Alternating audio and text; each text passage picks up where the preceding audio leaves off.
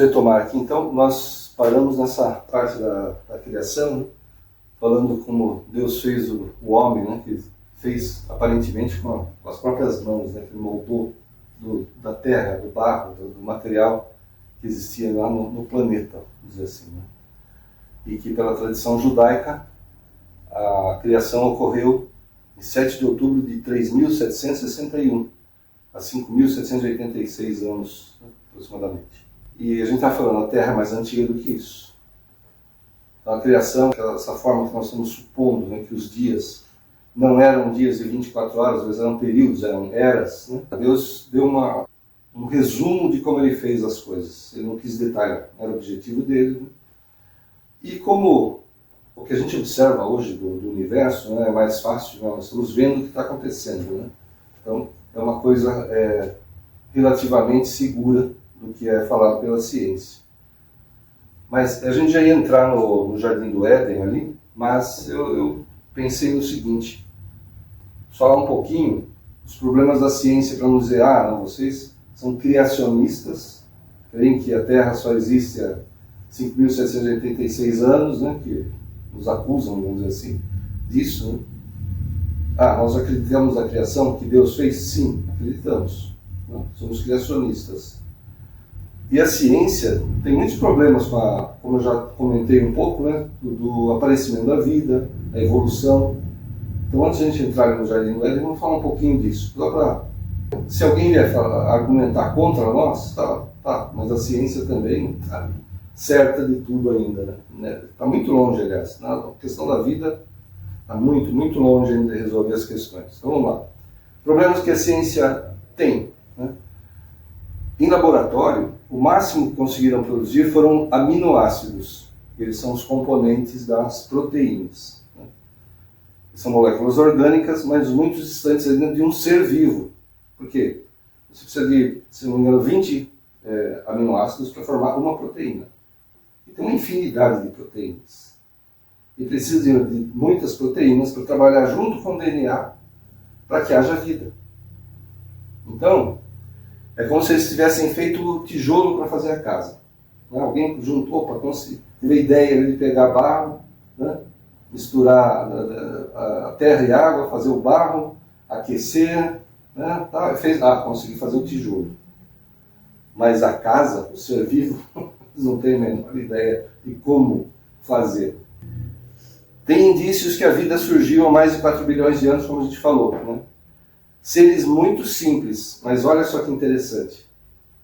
Eles acharam esses fósseis, né, desses seres vivos primitivos, eles nem têm muita certeza, mas é tão antigo que eles, né, desconfiam que já eram seres vivos, mas eram seres vivos, muito simples. Mas o salto do inorgânico, ou seja, que não tem vida, do material bruto da Terra, para a vida, eles não têm nenhuma pista de como isso aconteceu. Como, né, apareceu há mais de 4 bilhões de anos algum ser vivo. Ok, achamos aqui um fóssil. Ou desconfiamos que tem, tão antigo que é. Mas eles não têm ideia de como houve esse salto do não vivo para o vivo. Então continua em aberto, né? Mesmo eles tendo achado algo tão antigo assim. A teoria da evolução também é muito duvidosa, né? E eu estava lendo outro dia e vi um exemplo mais ou menos assim, que é o comentário que a pessoa estava fazendo, né? Por exemplo, as aves, né? Se tudo evoluiu, né, de uma bactéria, alguma coisa assim, elas evoluíram de um ser diferente, vamos dizer. Já havia algum bicho lá rastejando que acabou se transformando numa ave conforme a teoria da evolução.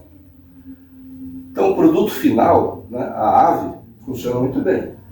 Voa, bota ovo, faz ninho, né, forma bandos. Então, a ave em si, hoje em dia, funciona perfeitamente. É uma máquina maravilhosa, um ser maravilhoso, né?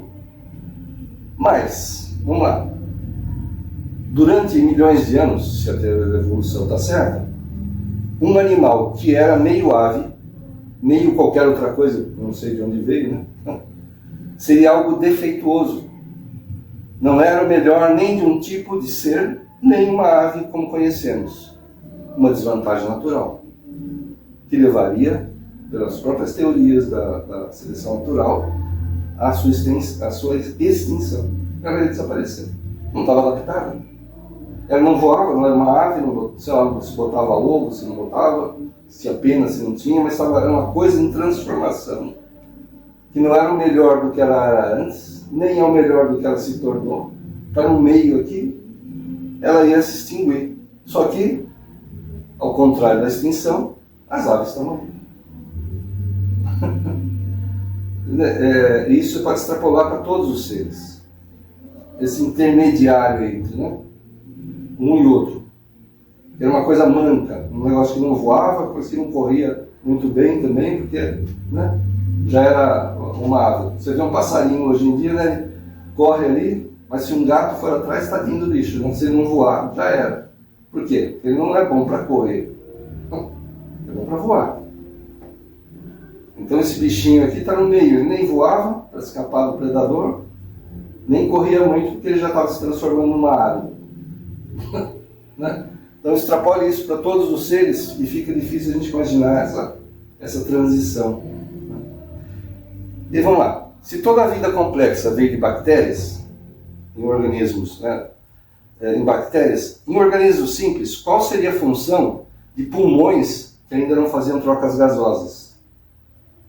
Que se pela teoria da evolução, o pulmão não nasceu já, respirando lá, né? Inflando, né? Inspirando, expirando, trocando gás carbônico com oxigênio. O pulmão não nasceu assim. Ele nasceu de alguma coisa, né? De uma bactéria. Poxa, a bactéria não tem pulmão, né? Vai ter pulmão em animais mamíferos e tal, né? Aves, tudo que tem pulmão, né? Mas esse pulmão ainda não fazia troca gasosa, né? Só estavam começando a aparecer. Então, mesma coisa para o fígado, né? Para os rins, para os olhos, ouvidos. Seriam milhões de anos disso tudo se desenvolvendo sem função nenhuma.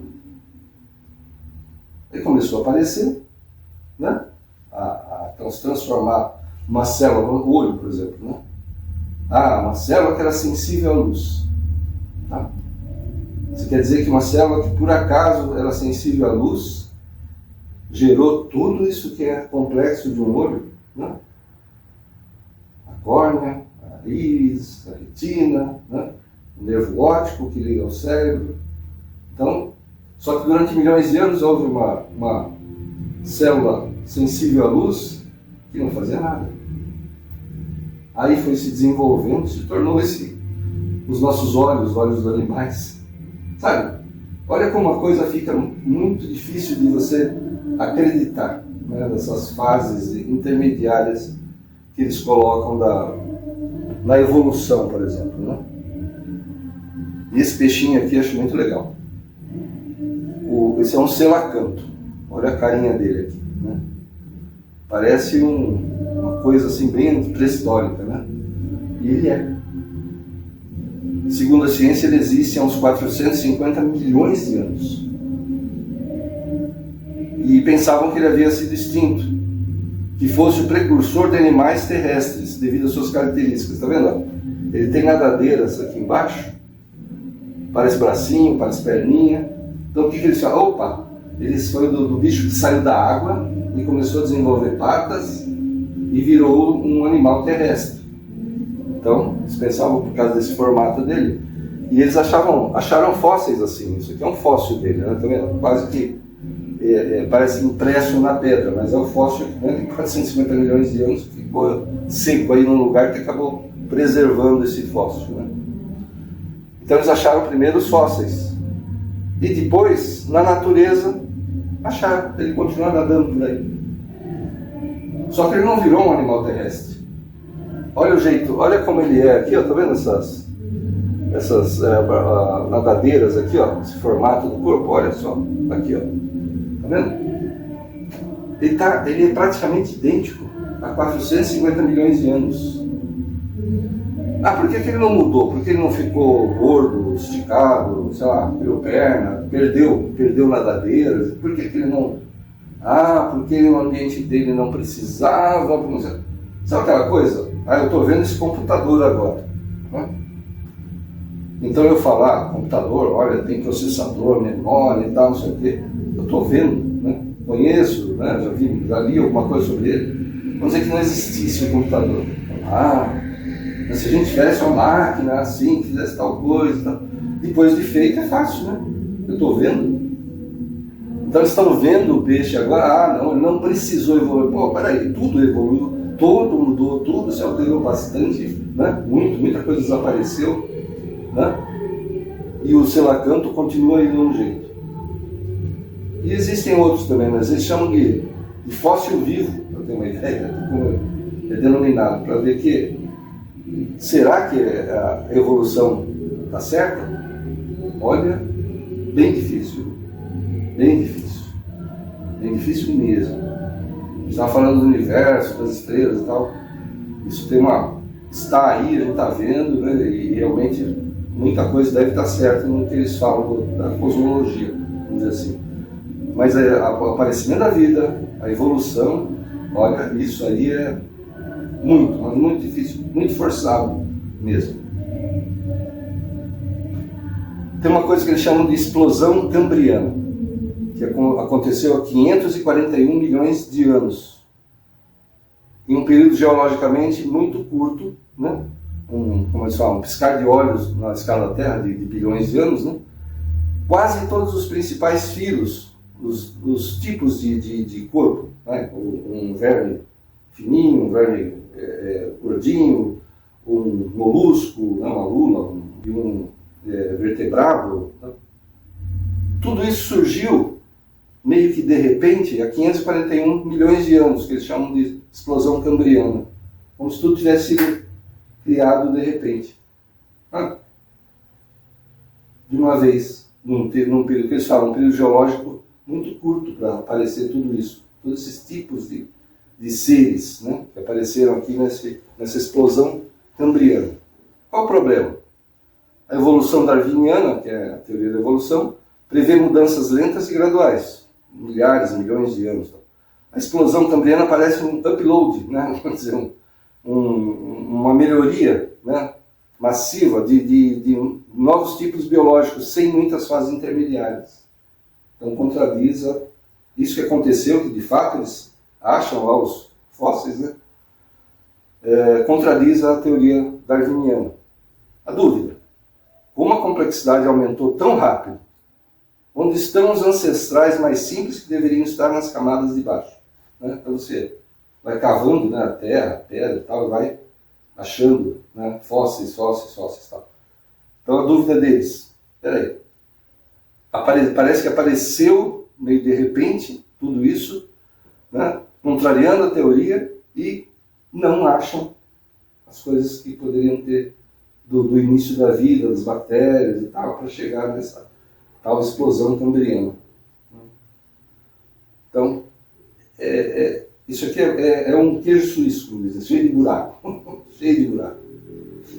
Então, falar que o criacionismo ele não é verdade, é como a gente já tem tratado. Pode ser que seja a forma como Deus mostrou ali a criação, tudo uma forma muito simplificada, muito resumida de como ele quis mostrar, como ele fez todas as coisas. Né? E a evolução é isso que a gente está vendo, é cheio de problemas, cheio de buracos, eles não explicam, não tem muito jeito de chegar às conclusões deles sem forçar muito a coisa. Bom, Jardim do Éden. Vamos lá, Gênesis 2, de 8 a 14. E o Senhor Deus plantou um jardim no Éden, na direção do Oriente, e pôs nele o homem que havia formado. Do solo o Senhor Deus fez brotar todo tipo de árvores agradáveis à vista e boas para alimento, e também a árvore da vida no meio do jardim e a árvore do conhecimento do bem e do mal. E um rio saía do Éden para regar o jardim e de lá se dividia, repartindo-se em 4 braços. A gente já vai dar uma olhada nisso. O nome do primeiro era Pison, que rodeia a terra de Avilá, onde há ouro. O ouro dessa terra é bom. Também se encontram lá o bidélio e a pedra de ônix. O nome do segundo rio é Gion, é o que rodeia a terra de Cuxi. O nome do terceiro rio é Tigre. e é o que corre pelo leste da Síria. E o quarto rio é o Eufrates. Então, Deus criou um lugar para colocar o homem, né?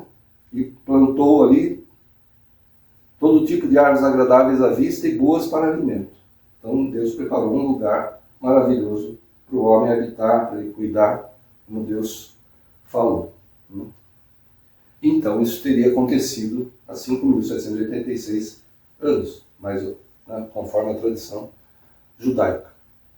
A possível localização do Jardim do Éden, ninguém sabe exatamente, né, mas pelo que ele fala dos rios, dá para ter uma ideia. Só que isso abrangeria uma área bastante grande. Nessa imagem aqui a gente está vendo o rio Tigre aqui em cima, aqui é o Tigre, aqui é o Eufrates, né, a região da Mesopotâmia, Babilônia. Esse seria o Pison, que vai para a terra de Havilá, atualmente Arábia Saudita. Né? E o Gion, que rodeia a terra de Cuxi, seria o Nilo, ali na África. Então a gente vê aqui na parte de cima o Tigre e o Eufrates, um pouco para baixo aqui então o Pison, e lá na África, passando o Mar Vermelho, o Nilo, que rodeia a terra de Cuxi. Por quê? Essas regiões são conhecidas no antigo por esses nomes, né? Havilá e Cuxi, como está citado ali antes, né? Que ele rodeia a terra de Havilá, né? E rodeia a terra de Cuxi. E o Tigre e o Eufrates são conhecidos. Há dúvidas quanto ao Pison e ao Gion, né? Esse rio na Arábia e esse rio que é o Nilo. Né? Olha só, se o Jardim do Éden, como nós imaginamos, está aqui entre o Tigre e o Eufrates, perto das nascentes dele, olha só que área abrangeria o Jardim do Éden. A gente pensa jardim, né, dá a impressão que é um quarteirão. Né? Eu sempre imaginei assim, algo pequeno, né, sei lá, alguns assim, milhares de metros, sei lá, alguma coisa assim, que o homem poderia estar ali andando, né? Vivendo. Essa aqui é uma fazenda daquelas. Né? Tinha. E um bocado de lugar para cuidar, né? Já que o homem foi colocado ali para cuidar do jardim. Então, se a gente for ver, praticamente toda essa área da figura aqui era o Jardim do Éden. Né? Os rios saíam. Então tá, ok. O rio saía do Jardim do Éden, né? Mas ele pelo menos teria que pegar daqui dessa região onde está o Tigre e Eufrates para uma parte aqui da Arábia e muito longe lá e tocar o Nilo. Então o Jardim do Éden não era nada pequeno. Né? Há dúvida, sim, quanto ao Pison e Gion. Ok, mas como ele fala da terra de Havilá e de Cuxi, que são denominadas no mundo antigo, então essa deve ser a localização do Jardim do Éden, provavelmente aqui mais próximo do Tigre do Eufrates. Interessante, olha só, essa região do Jardim do Éden onde estaria localizado o Jardim do Éden, é a mesma do chamado berço da civilização. Olha só que interessante. Pela história, é considerado como o início da civilização, não do homem, né, mas da civilização, essa região onde estaria o Jardim do Éden, né? A Mesopotâmia entre rios, né? O Tigre e o Eufrates. Ali os sumérios, eles desenvolveram a primeira escrita, a escrita cuneiforme, que eles pegavam cunhas, né? E faziam esses buraquinhos aqui, né? Esses símbolos eram as letras deles, era o alfabeto deles. Então isso aqui é um exemplo de uma cunha de barro, em que eles pegavam a cunha e faziam essa escrita deles. Né? Isso por volta de 3.200 a.C. Pela tradição judaica, a criação ocorreu em 3.761 a.C. Está vendo? E a escrita começou, ou seja, não a civilização, né? Mas assim, a história, porque antes da escrita, a gente considera a pré-história, e depois a escrita histórica, por causa dos próprios registros. Né? Então, pela tradição judaica, pelas contas das genealogias, dá 3.761 a.C. E a escrita, ela é datada de um início em 3.200 a.C. As datas estão muito próximas, assim, historicamente falando, há uma proximidade bem grande. Em Gênesis 4:2, fala: Abel foi pastor de ovelhas e Caim foi agricultor. E um pouquinho à frente, no capítulo 4 ainda, fala: Tubal-Caim, que é um descendente de Caim, acho que sexta geração de Caim, artífice de todo instrumento cortante de bronze e de ferro. Aqui eu fiquei meio na dúvida, porque a idade do ferro e do bronze eles têm uma distância razoável, né? Mas vamos lá. Tubal-Caim seria um artífice que trabalhava com metais, bronze e ferro. Aí preparei essa tabelinha aqui. Ó. A era científica, as características principais e o período bíblico aproximado. Idade da pedra, ou seja, antes da escrita. Início da agricultura e domesticação de animais. Abel foi pastor de ovelhas e Caim foi agricultor. Então, nesse período chamado Neolítico, né, na pré-história ainda, na Idade da Pedra, os homens, né, o ser humano começou a se fixar, né, aos lugares que era nômade, então passou a se fixar e criou a agricultura, começou a plantar e colher. E Caim foi agricultor. E domesticação de animais. E Abel foi pastor de ovelhas. Então, período bíblico aproximado, de Adão até as gerações antes do dilúvio. A gente vai falar do dilúvio, por volta de 2000 a.C., né? Pela datação bíblica. Então, a Idade da Pedra e o início da agricultura e domesticação de animais seria mais ou menos da criação até o próximo ao dilúvio.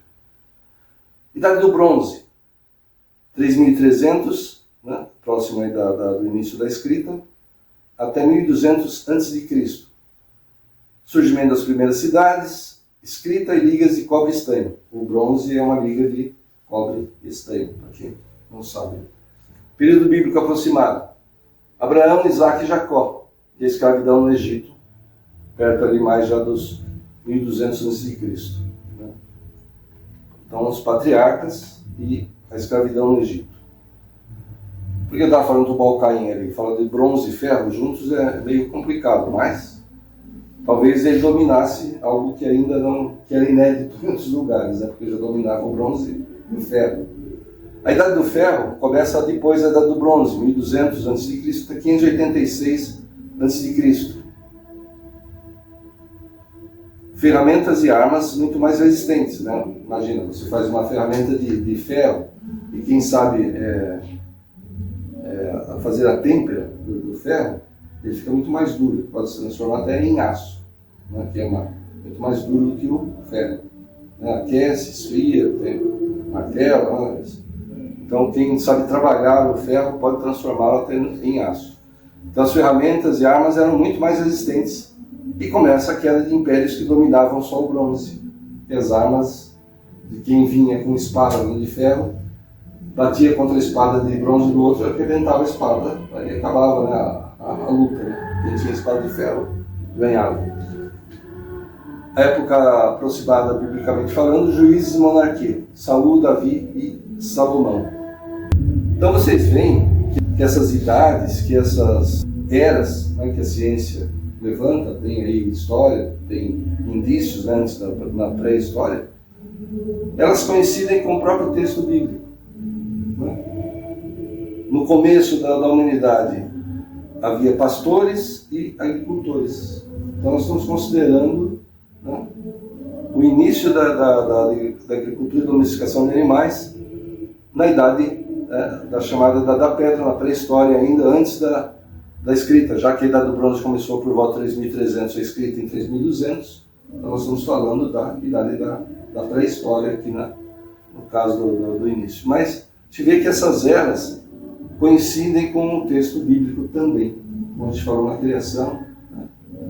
Tem essas coincidências históricas e científicas como o texto bíblico. O dilúvio. Devido à corrupção da humanidade, Deus decidiu acabar com ela, mas preservou Noé e sua família, porque Noé era um homem íntegro diante de Deus. Deus olhou para a terra e só Noé se salvava. Conforme o calendário judaico, o dilúvio se iniciou em 2105 a.C. Então aqui de Adão até as gerações antes do dilúvio. Então, o dilúvio começou em 2105 a.C. Então, esse período aqui da pedra naquela região foi até mais ou menos 2000 e pouco antes de Cristo. Conforme o texto bíblico, a chuva durou 40 dias e 40 noites, sendo o tempo total na arca, e isso aqui acho que eu nunca tinha feito a conta, mais de um ano. Mais de um ano eles ficaram na arca, Noé, a sua família e os animais. Isso aqui é muito interessante. Combatem muita coisa do que a gente fala, né? Que Jesus ressuscitou, de que ele fazia milagres, né? Jonas dentro do grande peixe. Mas o dilúvio, que parece um absurdo mais gigantesco, vamos dizer assim, não é tão... Você vê muita crítica ao dilúvio? Alguém às vezes até fala para onde foi a água e tal, mas fala um pouco. O dilúvio é pouco combatido, eu acho estranho até ele ser pouco combatido.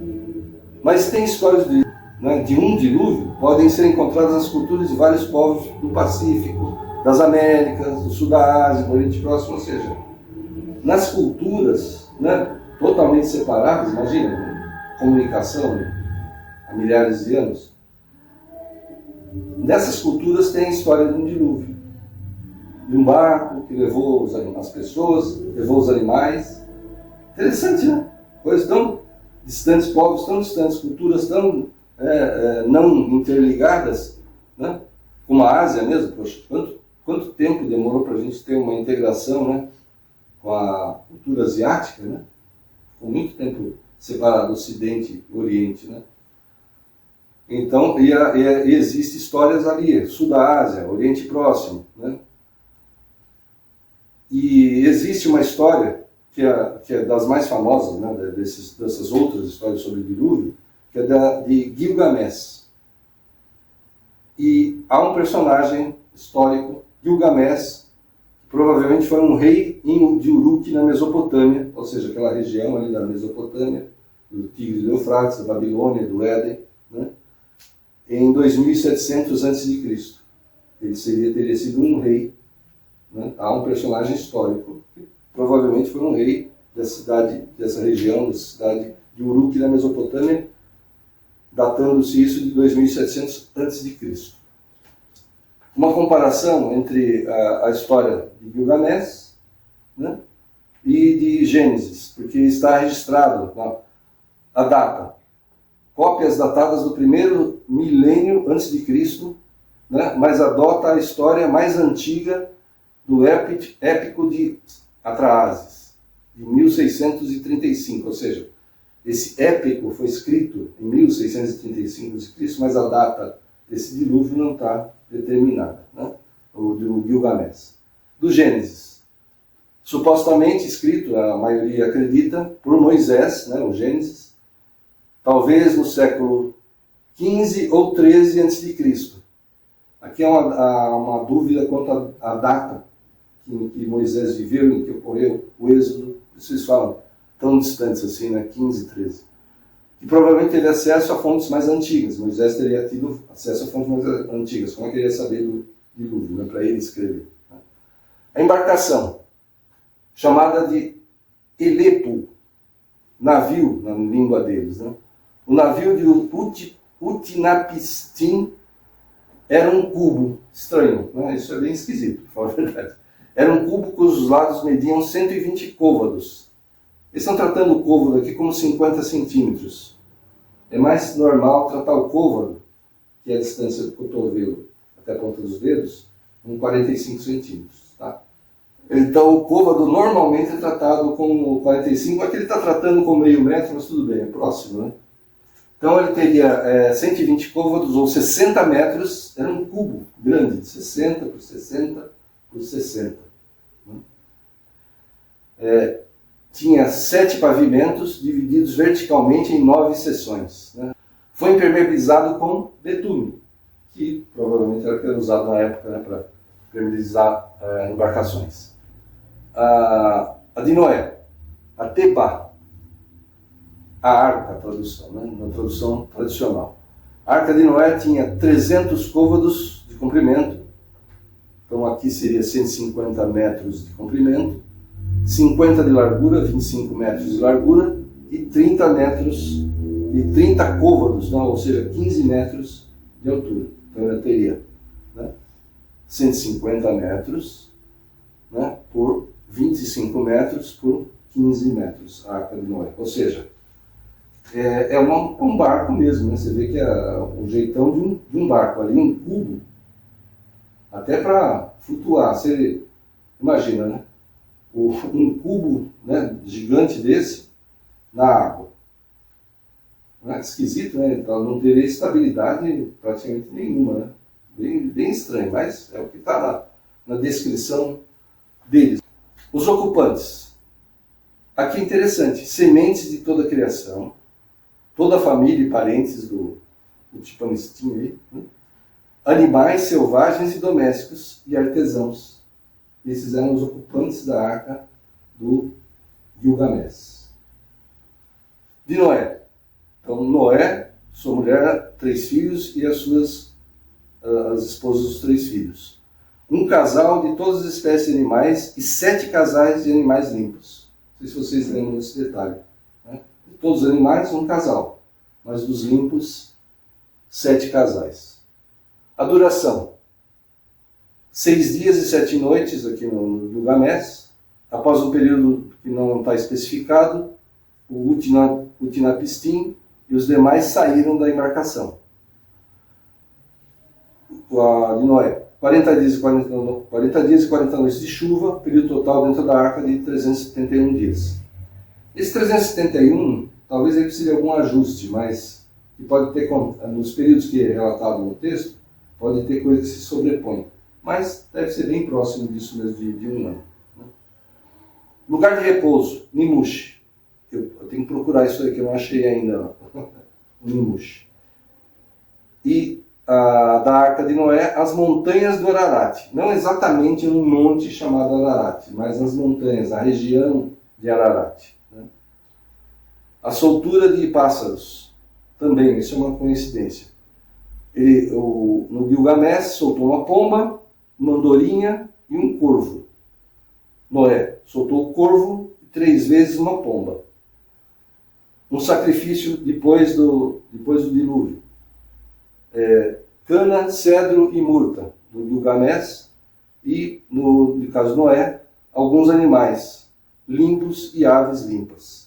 Então, Deus já preparou, já mandou levar mais, para que fosse feito o sacrifício aqui então. Aqui, na mesma região, ó, de novo, o rio Tigre, aqui no meio da imagem, né? Rio Tigre, o Eufrates, né? A gente falou lá do Uruk, né? Onde seria aquele rei. O Uruk está localizado aqui, ó, para baixo dessa região, talvez, próximo onde seria a Babilônia aqui. Né? Babel, a Torre de Babel, a Babilônia. Para baixo está Ur dos caldeus, né? De Abraão, está aqui para baixo. E o Urartu, Ararat, então as montanhas, essas montanhas aqui, foi nessa região aqui, de cima do mapa, em que a Arca de Noé repousou. Que ela, né, encontrou terra ali, eles saíram dela. Então tudo aconteceu nessa mesma região aqui.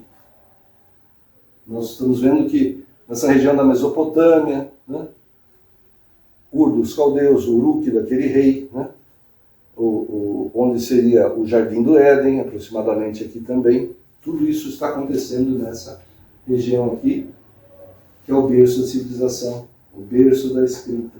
Né? Provavelmente, então, o berço também da agricultura, da criação de animais, tudo está começando a acontecer nessa região aqui. Bom, comenta-se, né, que falam do dilúvio. Então existem aqueles que sugerem que o dilúvio de Noé tenha sido algo regional, não mundial, né? Pois a arca não poderia conter todas as espécies animais. Concordo, né? Imagina, ficar quase um ano dentro da arca. Com todas as espécies de animais, ele estava na região da Mesopotâmia.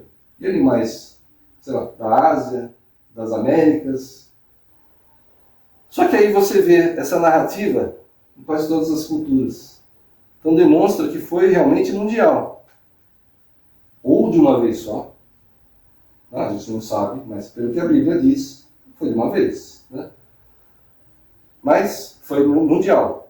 E provavelmente, né, aí é possível que haja outras arcas de Noé pelo mundo que Deus não quis citar na Bíblia.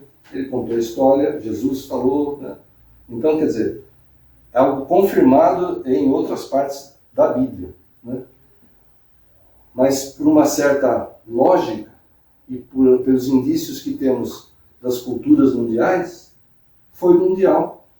E talvez tenha havido arcas, né, que Deus preparou em todos os lugares da terra, que acabaram preservando a vida, né, para não destruir completamente.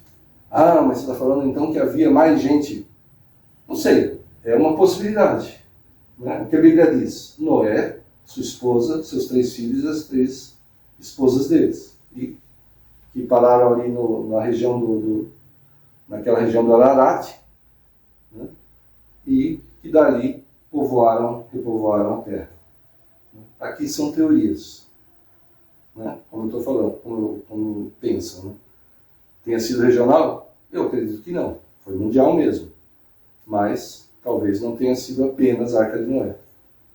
Está na Bíblia registrada a Arca de Noé.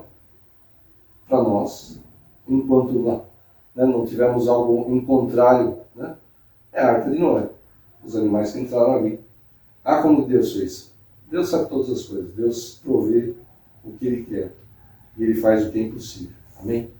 Então é isso. No próximo domingo a gente continua. Obrigado. Deus abençoe.